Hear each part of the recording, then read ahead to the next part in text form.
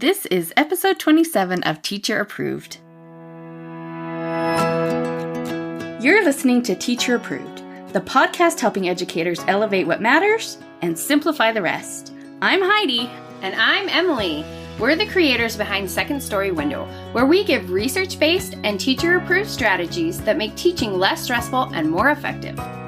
You can check out the show notes and resources from each episode at secondstorywindow.net. We're so glad you're tuning in today. Let's get to the show.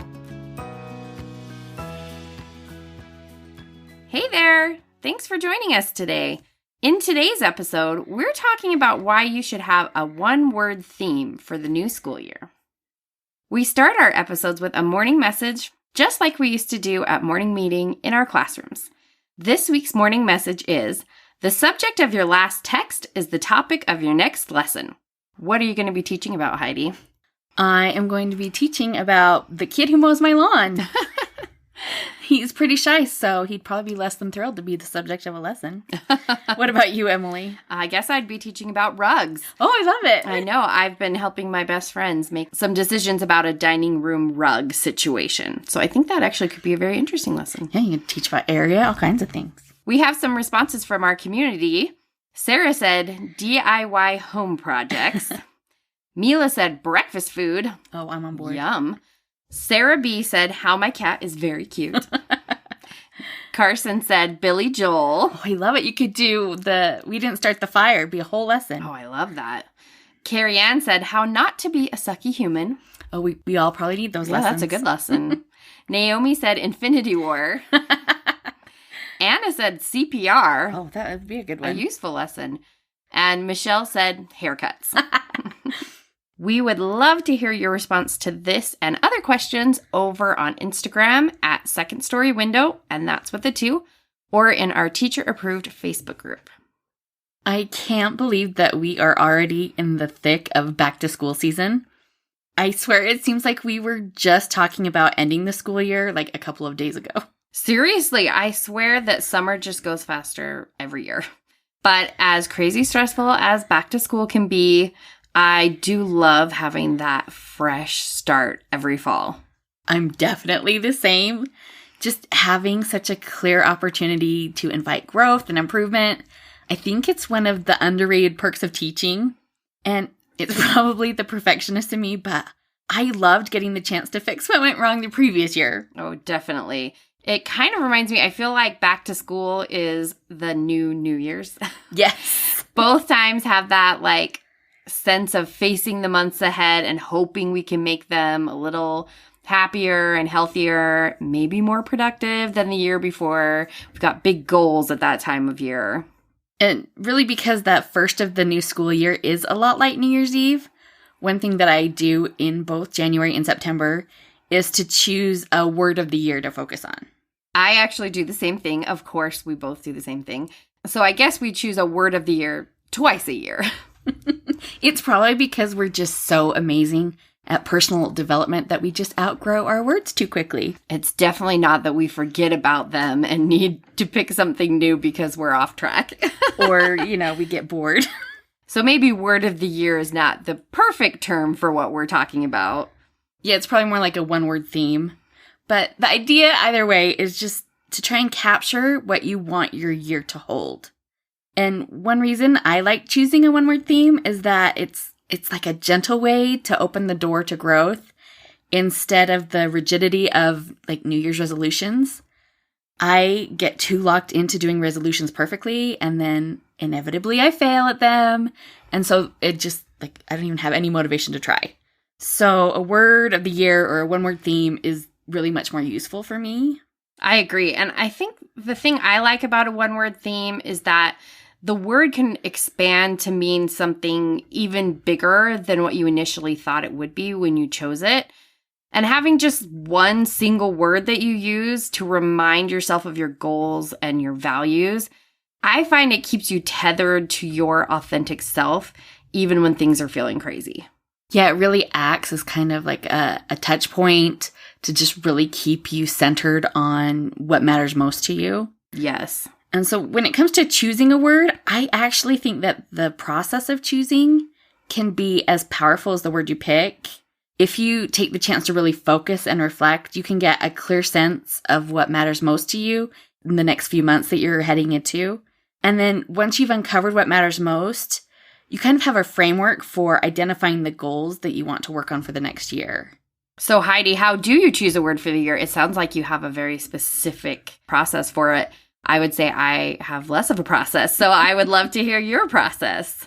Well, I was looking around online before doing this episode, and there are lots of suggestions that kind of range from like people offering a full course that you can take to really dive into the word you're picking and why you're picking it and how it can help you. Or, some people just say they choose a word that jumps out at you. My process is probably somewhere in the middle. I feel like a lot of years, my word ends up finding me. That kind of sounds a little woo-woo, but it seems to work in December and then again in August if I'm choosing 2 words. I try to pay attention to any word that seems to stand out to me. And then I also start asking myself things like, what do I need right now? What do I need going forward? And then if I still don't have a clear direction, some years are trickier than others, I start reflecting on the previous year. I dig into things I want more of in my life and things I want less of. I try to envision how I want to grow in the next year. That's maybe the key question. By that point, I usually have a few candidates, so I give them maybe like a test run. I want to know which words feel right and also which ones I'm excited about. I know I'm on the right track if I have a word that offers a little thrill, that I could be unlocking some hidden possibilities for my future. And then once I've narrowed the list down to just 2 or 3 finalists, I like to envision what choosing that word would mean for my day-to-day life. So how would that word help me show up in more impactful ways? And I've never really thought about all the steps I take until I had to write it down for this podcast. And it's always just something I've done mentally. But I think maybe going forward, I should try writing it down. I think I'd probably get more out of it. Yeah, you're making me think maybe I should be doing a more purposeful exercise. But I'll be honest, I don't really have a specific process for this. Often I feel like when I think about what I want my theme to be, a word just immediately comes to mind. The times that it doesn't, I think about my values and where my life might not be aligning with those values right now. And that usually brings at least a specific goal area to mind, and I can start thinking of words that would capture that goal in a simple way. Usually when I think of the right word, I just know that it's right, and then I just pick it and go forward. So there really is no right process for doing this. And maybe you're like Emily and you just know the word you need. But if you need some support, here are some suggestions that could help you. You could try making a list of things you want to work on in the next year and then identify some common themes that could tie that list together.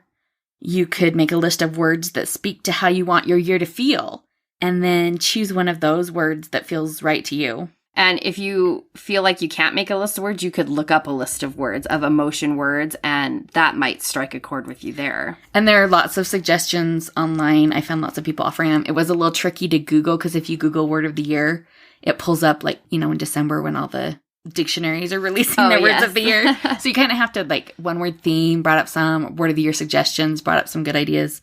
I did find a couple really long lists of words that were not in alphabetical order. And that was just some chaotic energy I did not need. No way. And besides looking at lists, another option is to think about what kind of person you want to be and then write down words that describe that person. And that gives you a good word bank to choose from. Oh, I love that one. One thing I think is important to remember is you've got to avoid the trap of choosing a word because you think it's the word you should choose. Your one-word theme will be way more impactful if it speaks to your core identity. And one way you can know if you've chosen the right word is to ask yourself if you are interested in this word or if you are committed to it. Because if you are just interested, you will probably end up making excuses instead of putting in effort. But if you are committed, you are more willing to do whatever it takes to bring that word into your life.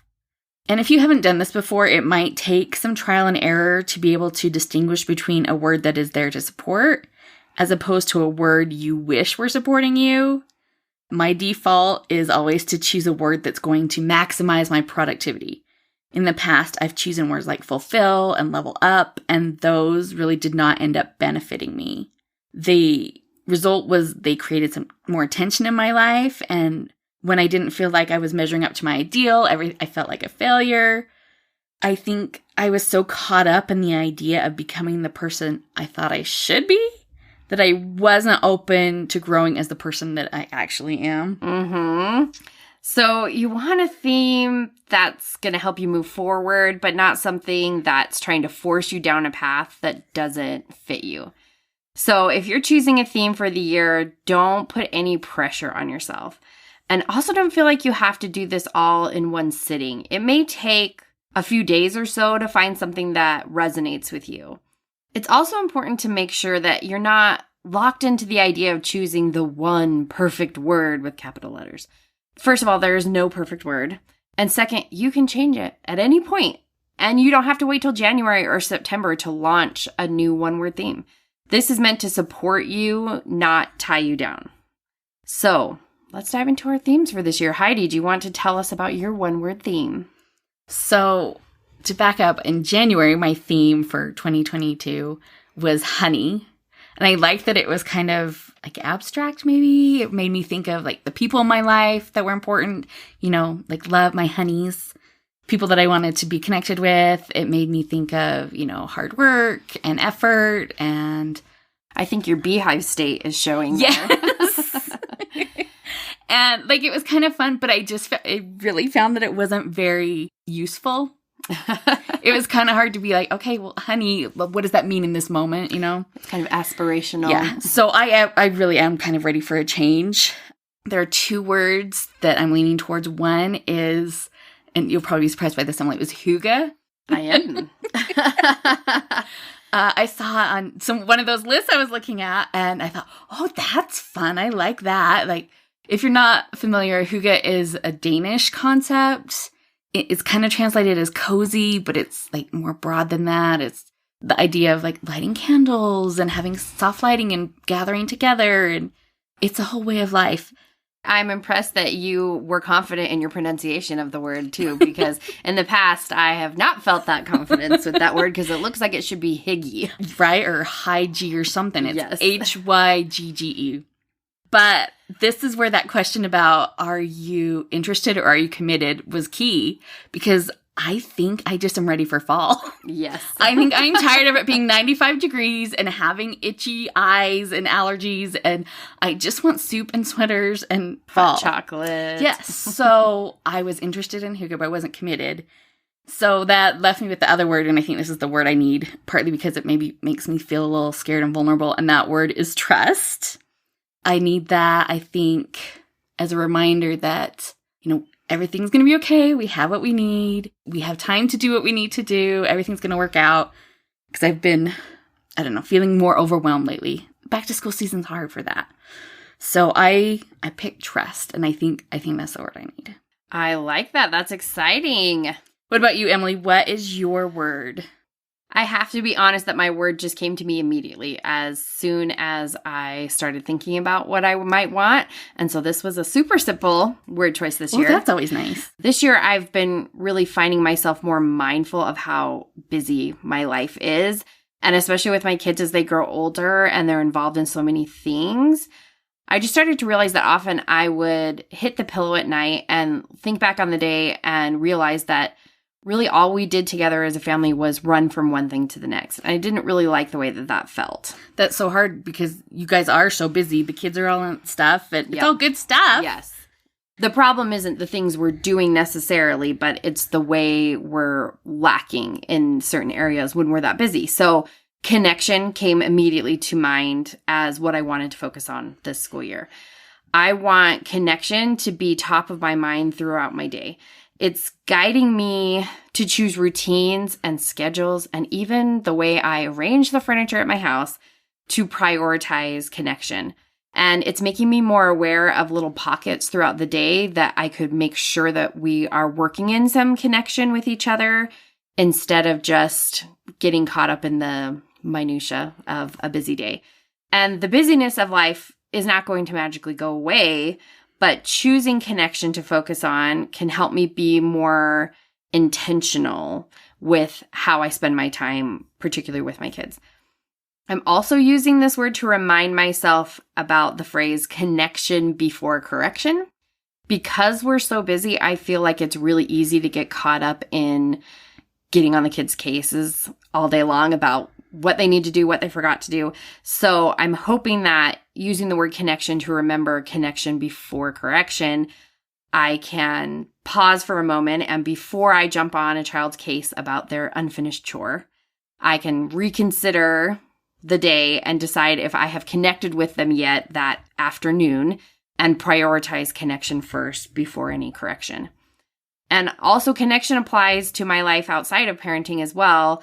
I'm making an active effort to connect more with the people I care about, even if it's just by checking in on them with a text message when we're all so busy, or making time to get together even though it feels impossible to do. I'm always so glad when we make the effort. I think this word's going to be the perfect choice for me this year, and I can already tell that it feels like the perfect word to connect me to my core values. I can see that being really impactful for you and your family, and I'm grateful I get to connect with you. Aww. So let us know what word you choose for your theme this year. You can find us in the Teacher Approved Facebook group or on Instagram at Second Story Window, and that's with a 2. Now let's talk about this week's Teacher Approved tip.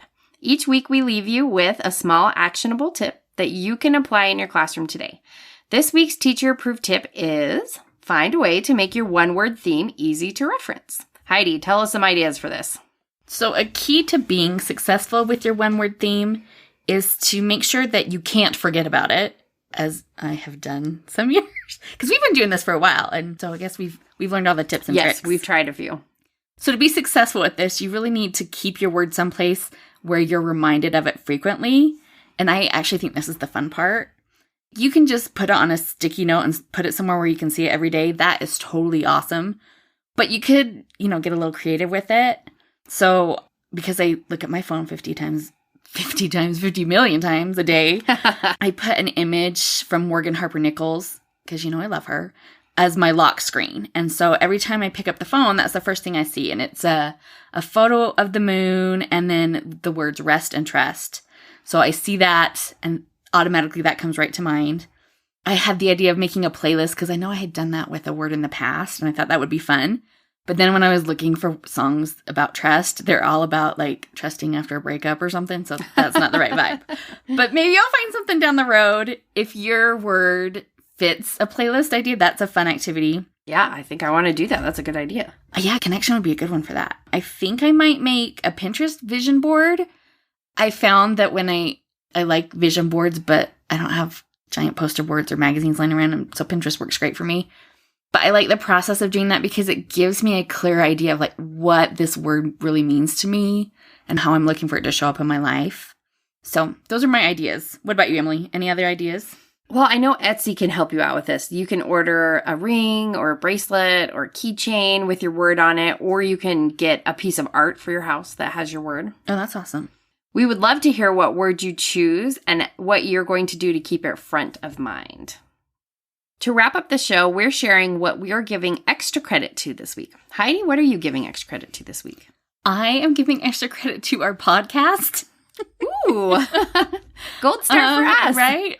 A few months ago, we did some episodes about planning your summer. And that was really kind of like the first time I sat down and really thought about what I needed from my summer. And that has actually been so helpful to me. I don't know if it's been helpful to a single other person, but it has been huge for me because this is the first time I'm going into September since 2015 that I have not had a flare-up of my autoimmune disease. And I lay that squarely on planning how we were going to manage the summer and the back-to-school stress. And so I was coming from such a place of like strength and clarity that I was able to like make good decisions even when the panic was setting in. And I think that's just made such a difference. I have no idea what September's like when I'm not in a hazy brain fog. So this is fun. Well, now I'm excited to plan our summers again next year. We know it works now. Yeah, we definitely have to do it. So hopefully it helps for other people too, not just us. Emily, what are you giving extra credit to? Well, mine seems a little fluffy now, but by comparison, I should have gone first. But I'm giving extra credit to the Netflix show Never Have I Ever. I love that show. It's just delightful. I don't even want to describe it to you because I can't do it justice, but it is so clever and such a warm-hearted, enjoyable half-hour comedy to watch. And the 3rd season just came out, and I just barely finished it. If you want to talk about it, hit my DMs. But definitely giving extra credit to Never Have I Ever. That's a fun one. That's it for today's episode. We hope you will take the time to choose a one-word theme and let us know what it is. And don't forget today's teacher-approved tip to find a creative way to keep that word top of mind. We hope you enjoyed this episode of Teacher Approved. I'm Heidi. And I'm Emily. Thank you for listening. Be sure to follow or subscribe in your podcast app so that you never miss an episode. You can connect with us and other teachers in the Teacher Approved Facebook group. We'll see you here next week. Bye for now. Bye.